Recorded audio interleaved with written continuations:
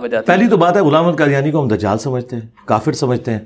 ہم غلام احمد قادیانی دجال ہو یا کوئی سنیوں کا بزرگ ہو جو کشف کے نام کے اوپر اللہ کے ساتھ اپنا غیبی رشتہ مانے، ہم تو دونوں کو گمراہ سمجھتے ہیں. جی. اور اگر کوئی اس لیول تک لے جاتا ہے اس ڈیوائن تعلق کو تو ہم اسے کافر سمجھتے ہیں. غلام احمد قادیانی کو تو ہم کافر سمجھتے ہیں، قادیانیوں کو ہم کافر سمجھتے ہیں. اس کے بعد تو باقی ساری باتیں رہ جاتی ہیں ثانوی. یہ جو آپ نے بات کی یہ میں نے جاوید احمد غامدی صاحب کے حوالے سے بات کی تھی کہ ان کا موقف یہ ہے کہ مجھے صراحتاً نہیں ملا، اشارتاً ضرور ملا، صراحتاً نہیں ملا. یہ میں نے ان کی بات کوٹ کی تھی.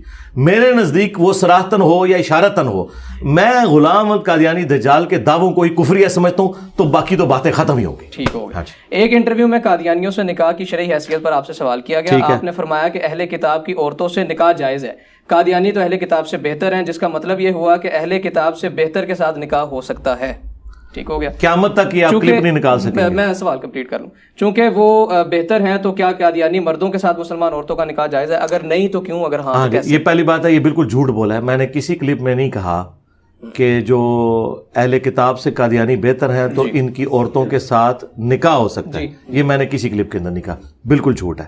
یہ دو میرے مختلف کلپ اٹھا کے انہوں نے خود رزلٹ نکالا ہے کرالری بنا کے. ٹھیک ہے. یہ میں نے کسی کلپ میں بات نہیں کی. یہ بالکل. اب میں اس کو کلیریفائی ذرا کر دوں.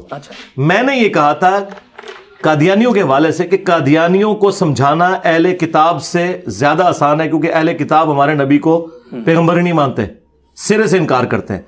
جبکہ جو قادیانی ہیں وہ نبی علیہ السلام کو پیغمبر مانتے ہیں. ان کے بعد انہوں نے ایک جھوٹی امتی نبوت والی نبوت کلیم کر دی. اچھا، اور جو قادیانی ہیں وہ قرآن کو مانتے ہیں، اہل کتاب قرآن کو نہیں مانتے.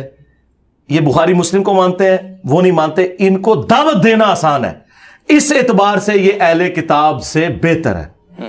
یہ جو رشتے کی آپ نے بات کی ہے نا، یہ کبھی بھی اس طریقے سے مجھ سے سوال نہیں ہوا، اور اگر ہوا ہے تو میں نے اس کو ویل لیفٹ کیا ہے، اور میں نے کیمرے میں بھی کبھی ریکارڈ نہیں ہونے دیا. یہ بالکل جھوٹا الزام میرے اوپر لگایا ہے. یہ انہوں نے کرالری جوڑی ہے کہ چونکہ آپ نے ایک کلپ میں یہ کہا تھا کہ قادیانی بہتر ہے اور دوسرے کلپ میں آپ یہ کہتے ہیں کہ اہل کتاب کی عورتوں سے نکاح ہو جاتا ہے. تو یہ میں نہیں کہتا، یہ قرآن میں لکھا ہوا ہے. تو آپ بھی یہ سمجھتے ہوں گے سرکار میں نے یہ کہیں بات نہیں کی ہے. یہ تو اسی طریقے سے ہے کہ پھر میں آگے چلتا ہوں کہ اعلیٰ حضرت نے احکام شریعت میں لکھا ہے. آپ کے وہ احمد بریلوی اور میرے اعلیٰ حضرت بریلوی، اعلیٰ حضرت بریلوی نے احکام شریعت میں لکھا ہے کہ جو دیوبندی ہیں، اہل حدیث ہیں، اور شیعہ اور قادیانی، ان سب کا ذبیحہ حرام ہے، البتہ یہود و نصارہ کا ذبیحہ حلال ہے. اعلیٰ حضرت خود قادیانیوں کو اہل کتاب کے پوائنٹ آف ویو سے اگر دیکھیں تو اہل کتاب کو بہتر سمجھتے ہیں دیوبند اور اہل حدیث سے، اور قادیانیوں کو اہل حدیث اور دیوبند کے ساتھ کھڑا کرتے ہیں. تو یہ تو اعلیٰ حضرت. لیکن آپ کا موقف یہ کہ نکاح وغیرہ نہیں کوئی معاملہ نہیں ہو سکتا.